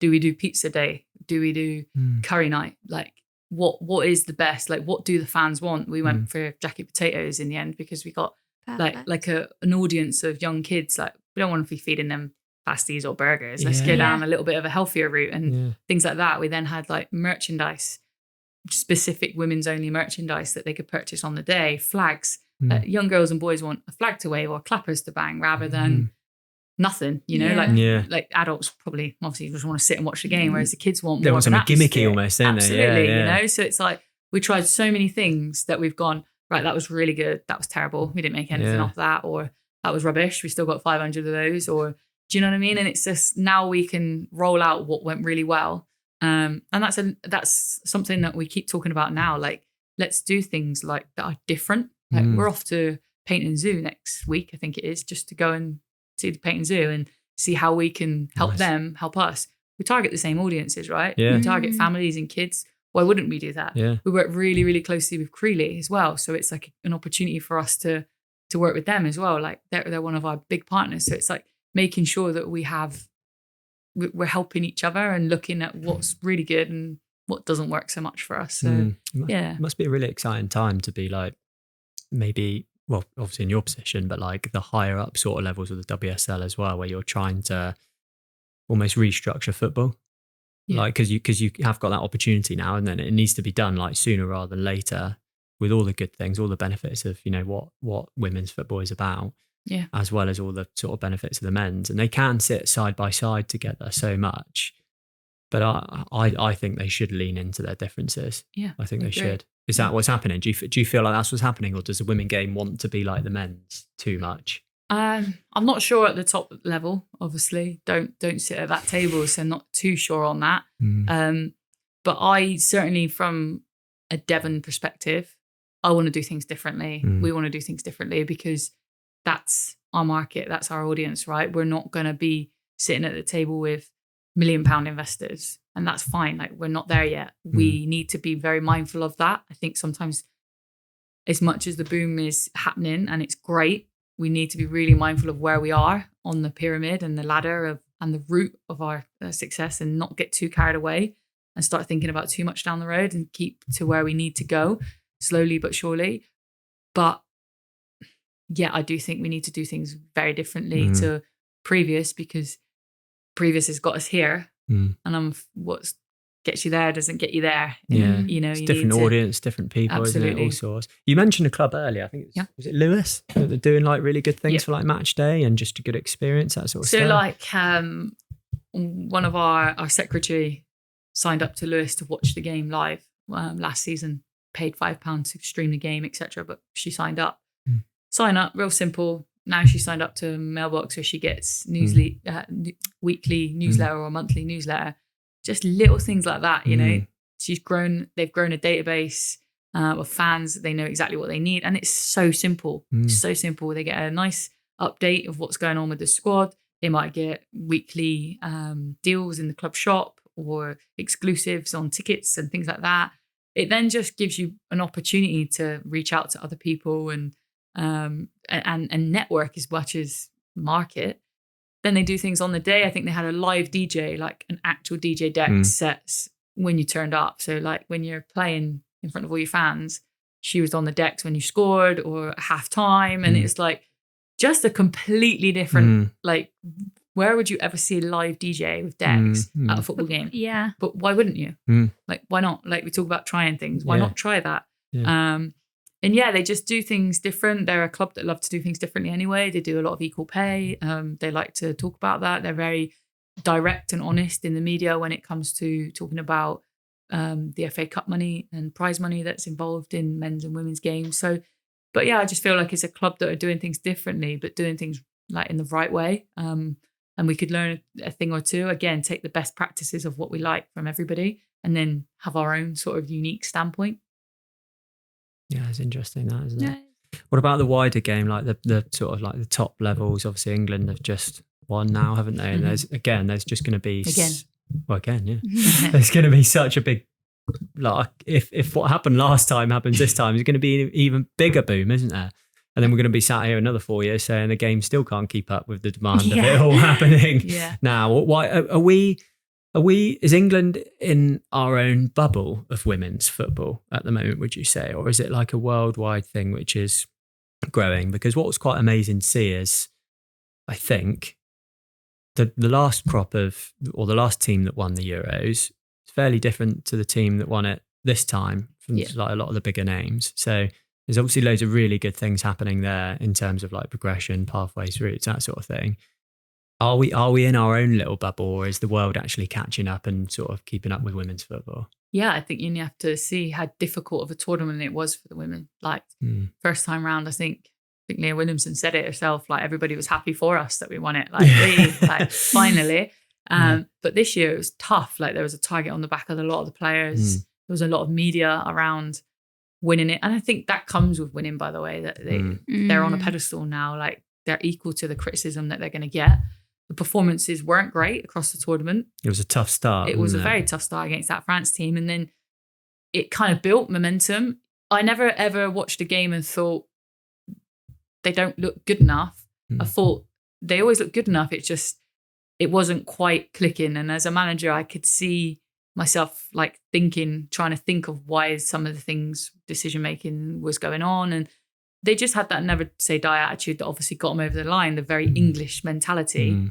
But yeah, teams are catching up. Like teams are understanding what England's strengths are and playing against that, and then understanding their weaknesses and really exploiting that. Like we don't deal well to a physical long ball team. You know, we're a very transitional team. We like to play on the counter attack. We like to play a longer direct ball and then look to get our players up the pitch quickly and smother them.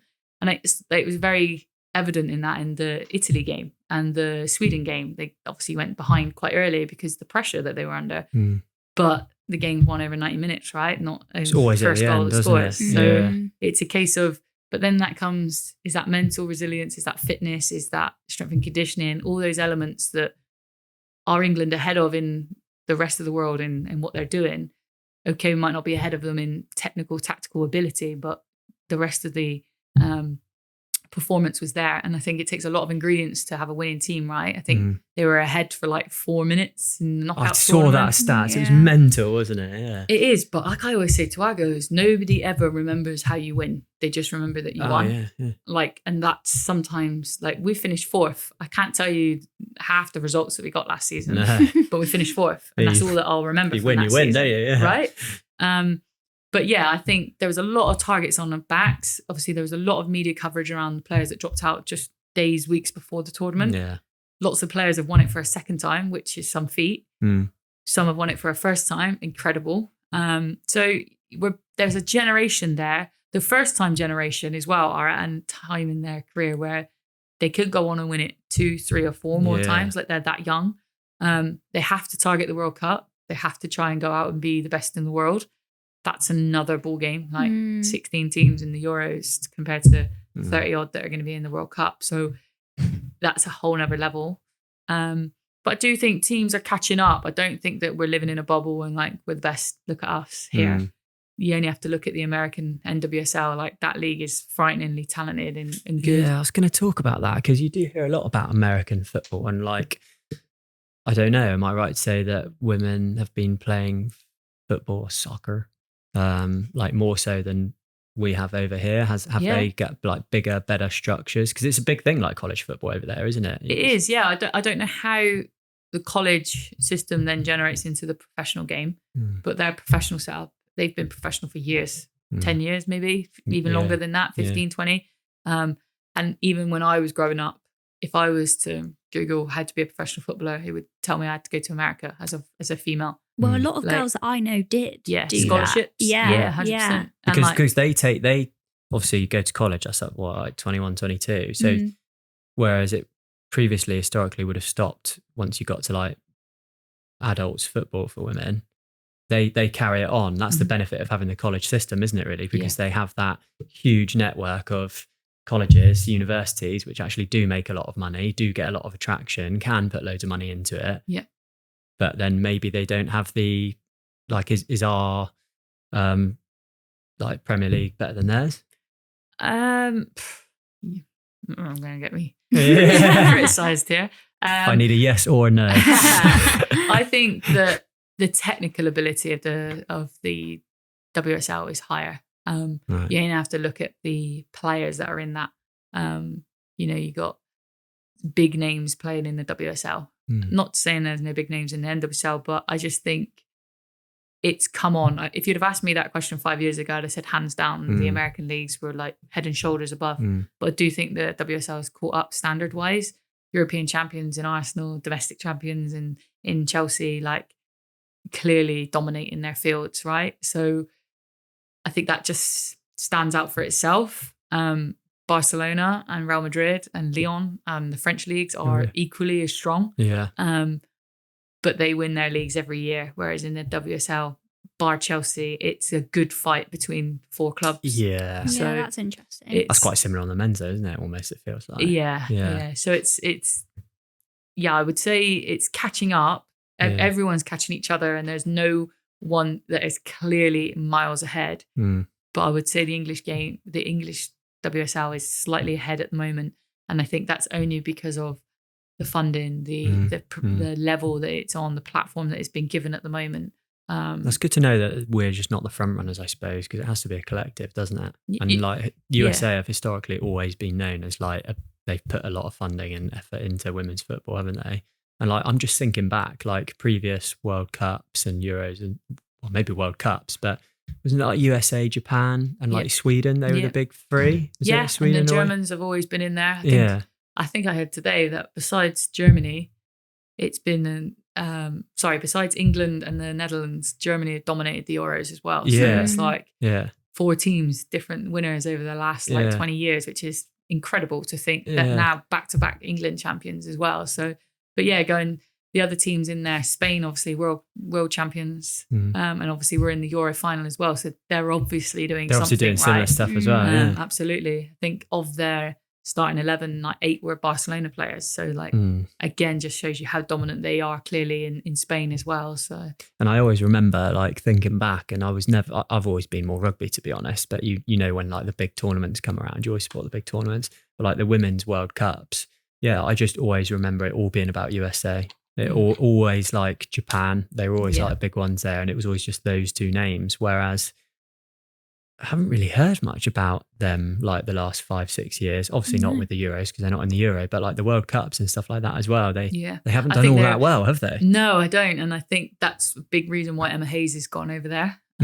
Obviously, English manager, won everything with Chelsea, has now gone to the States. I think there's been a lull in their performances, and they've gone after the best. And she, in my opinion, is that. And she's gone over there, and I think they won the recent She Blues Cup or something similar along that. And they're starting to make their incline again. I think they'll be possibly up there in top 3 favourites to win the World Cup. Do you think we'll see like a bit of a brain drain and like talent drain of good players and good coaches go over to America and them have a bit more of a spurt? Because like we've been saying the whole time, the game can't keep up with the demand. So if there's places over there, they're going to pay more money for a more matured league, for a more matured like college system. Why wouldn't they go over there? I think that's fair to say. I think that's happened in the past. A lot of people have always looked to go out to America to further their game. Like you said, more opportunity to coach at the top or tier 2, tier 3, be paid more for it and have possibly more exposure than what you're getting. What I would say now though is like there are more opportunities coming in England with the PGA academies that WSL clubs have to have. So you get in to coach the real talented under 21 teams and things like that. So you have almost an opportunity to be that close to the first team. Do I think there's enough opportunity to coach at the top game? Probably not, unless your face fits. I still think we're in that. Or you may be an ex-pro coming out of the game, male or female. You may be tended to be preferred over somebody that's come up through the tiers. But I think that's general in most things, even in different industries. I think that's always been the case. And how you stop that, I don't know. If I did, I'd probably have a winning lottery ticket as well. But well, I think probably England and doing the right sort of things, aren't they, in terms of like the investment of the game and actually growing it from the bottom up and the middle levels, because it does seem to be all about the top levels at the moment, doesn't it? Yeah, big emphasis on that. Do Exeter City want to be like in the top leagues? Do you want to be in it? Is it called WSL? WSL. Yeah. Do you want to be in the? Know that. Do you want to be in the WSL? Yeah, how realistic is that, and how long will it take? I'd love to be a manager in the WSL, whether or not that was with Exeter or another club.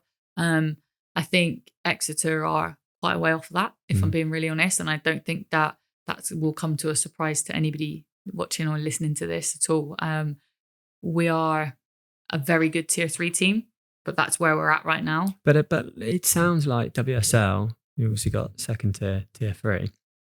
Doesn't sound like that's miles off or like not achievable. It's the checklist, isn't it? It's the checklist. Yeah, absolutely. And I think the checklist is the scary part, realistically. Up until probably 3 games to the end of the season last year, we were in the mix for promotion. Like, it was never talked about, but other teams were definitely looking at us going, well, they need to drop points here, otherwise they could be in with a shout of getting promoted. Really? Could you have gone up? Yeah. You could have. I think it was right up until we played #away. They beat us comfortably 2-0. But I mean, sorry. If we could you have gone up with? Would you have ticked all the boxes for the criteria? No.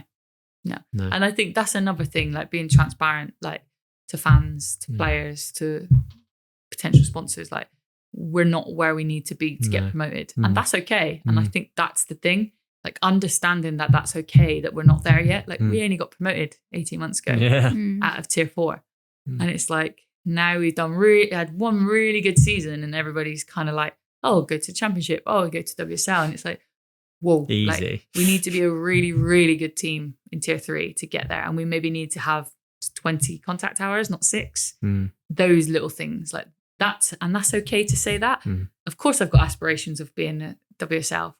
For this club, I've got aspirations for Exeter to be championship. Of course we do. Like, and of course we've got plans in place, or we're designing those plans for that to be a reality one day. But right now, if we're sat here today in end of July, like we're a tier 3 team and we need to be the best tier 3 team we can be, because next year we could be a tier 4 team if it doesn't go well. You can easily go down as well as that. We've got to look that way as much as we've got to look that way, and just be mindful of where we've come from and be honest about how far we are away from the next level.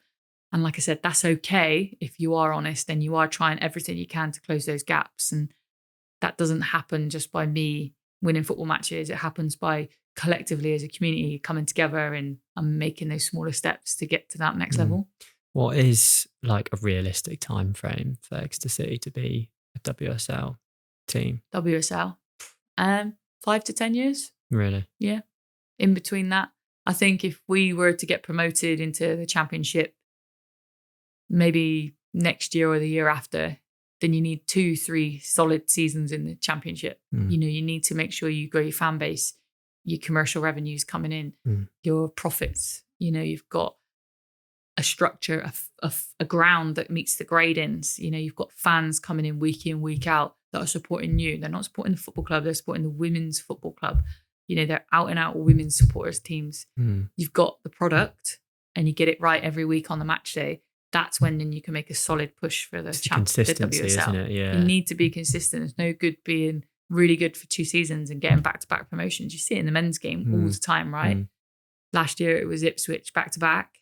Look where they are now. Like, and that's not a disrespect on them, but they didn't probably want the promotion to the Premier League in a sense of they weren't ready for it. They've done it. They've got all the money from it. They'll get great exposure from it. But was it really on their strategic plan to do that then? Probably not. So it's like, we're not a club that can afford to go up and come back down, because we'll come back down and get down, and then you just really fall away. You know, I've seen it happen to clubs already. So it's about doing it at the right stages with the right support. Again, that's not knocking ambition, because you got to have that, but it's just being a bit realistic. It's less about the football, more about the infrastructure and like the process around it, isn't it? Because Exeter's always been seen, like, even on the men's side, as a really good like development club and pathways club, isn't it? You know, you bring up your own players really, really well. And like, if you got players like women players knocking on the door to want to come here, and you know, you can put the football out on the pitch, it's like being able to play every week on the main pitch, like getting the fans, like you said, consistently. It's just that. If we did that in the championship week in, week out, or if we were at a year where this was our home and we were getting 2,000-3,000 fans here week in, week out, and then you go to the championship and then those go to 4,000, 5,000, 6,000 every week, then 100% you'd be ready for a WSL push. Of course you would. But right now we're only getting 500 and 600 down to Coach Road every week, which is fantastic numbers. But we need to be closer to 800-900 to say, hey guys, you need to open up here every week. And then they go, okay, no problem. But until we're at that level, we can't keep asking for more. We need to make sure we're consistent at the tier 3. Coach Road is 800 fans every single Sunday. The product you deliver is a great fan experience. The ticketing prices are right. You win football matches or you lose football matches, but you know it's slowly edging and edging up. And then you can ask the questions when you're at the table, but asking the wrong questions when you are there doesn't get you any further along the journey. No. You know, you've got to do it right. This stuff just takes time as well, doesn't it? Some things just takes time. Is there a big jump from the championship to WSL like there is from tier 3 to... Yeah, I'd imagine so. Yeah. I'd imagine that the commercial revenue and the ask on the football club is a lot greater in terms of contact hours. I know from just like some of the information I've read that you got to have X amount of staff and X amount, they have to be paid X amount minimum. And you're thinking like qualifications wise, you have to have, like your coach has to be an A license or working towards a pro license and things like that, which straight away can take somebody who's done a really great job of getting you there out of the equation because they might not have had time to do their A license or expensive as well, cost to do that. So it's a difficult balance of opportunity and like work, really. From a sponsorship point of view though, you know, if you're saying, you know, hopefully WSL realistic within 5 to 10 years, it may happen, it may not. I think there's a pretty good chance that it will happen, like given the explosion of the women's game. That's such a good prospect. Like that's an amazing prospect to be in the door, early doors with a growing club like Exeter City, who aren't asking for loads of money for these sort of things at the moment, and the engagement and the community that you get back and from the team to start off with for in a relatively short period of time, let's say 5 years, which is not a long period of time really in like business sense or just any sort of like growth sports sense, to have teams like Arsenal, Chelsea, you know, all these big clubs coming down here with the connections that they do to like the men's game and the money that they do to the men's game. It's a huge opportunity, isn't it? Absolutely. And even prior to that, like competing to be the best team in Devon, like you could be a part of that as well. Like last year we were, but that's last year. Now it's gone again. Like Argyle are going to come back even stronger. Like we want to be the best team in Devon consistently and the best team around. Like for local businesses, that's a real opportunity to get involved. And we've already talked about the 8 to 1,000 people that we get at Coach Red every week. Like we get that every week. And we get 3,000 here every week, like every time we play here. Like now is the time. Like the momentum is booming again. But if you jump on the boom once it's boomed, that makes sense. Yeah. And it's big, it's going to cost you a hell of a lot more than what it is right now to just get involved. And it's like, why wouldn't you want, you know, when people look at the Man United game here, when the men's team almost went bust, they always talk about that. Oh, they talk about Ronaldo, they talk about the nutmeg. Like the shirts that they're wearing, the sleeve, the arm, like everybody can tell you the shirt that was being worn. It's like a huge part of history now, Absolutely. isn't it? Yeah. Ollie Watkins, when he was here, like he always used to wear the red and white with Flybe across the front. With they're talking about that. It's iconic. And it's like now is your time to be a part of that before it gets too big or before it gets to a point where you miss that opportunity. And why wouldn't you want to be a part of the opportunity that is going to blow up? It is like it already has. Like if you look at where we were with my 2 girls just 8 years ago, imagine another 8 years where we're going to be. And that's what I'm passionate about, sort of in making sure people are aware of. The opportunity is now. It's not, see how business is doing, see how you get on this year, see how business is doing. Like business is doing great, right? I'm not asking you to for money that is going to bankrupt your business. Like that's absolutely not the case. And I actually don't like calling it sponsorship. I like calling it partnership because we're actually going to take you on our journey. We're not just going to let you stand on the side and go, oh yeah, my sleeve badge looks really nice. Or, oh yeah, that looks really nice on the back of their shorts. Like you're coming to games, you're coming to events, you're coming to evenings with us. Like when we win, you win. Like it's not, oh, thank you very much. See you later, guys. Yeah. Like you only have to speak to some of the sponsors that have sponsored us previously or the partners that have been with us. Like they're here every week with their family. And like, that's not through just because they want to be here, like, because they could put it in and disappear. They're here every week with their family and like extended family, and like you get to know them, and like you have really good, valuable friendships with them. And that's what I love about it the most, is again, part of the reason I love it and have stayed so long, like, because it's genuine people. That's what I got from this sponsorship tour that we came to, is, you know, you're obviously giving a certain amount of money, but you're not doing it for commercial reasons. There's obviously a commercial reason behind it to justify it, but it's very much like the access and, you know, the engagement that you get with the team and the community. Yeah. Whereas, you know, I know a lot about Exeter Chiefs. I've followed them a lot. They've had their boom, haven't they? So as much as they do, like, engagement wise, I don't want to badmouth them, but it does feel a bit more transactional in terms of what you get for sponsorship, opposed to here it's a community led club. It's, you know, you do so much with the community, and it is all about the access, I think. So yeah, it's a great time sponsor. Absolutely. Well, let's leave it there, shall we? Yeah, we'll leave it at that. Perfect. Abbie Britton, thank you very much for coming on. Thank you for having me, guys. Yeah, pleasure.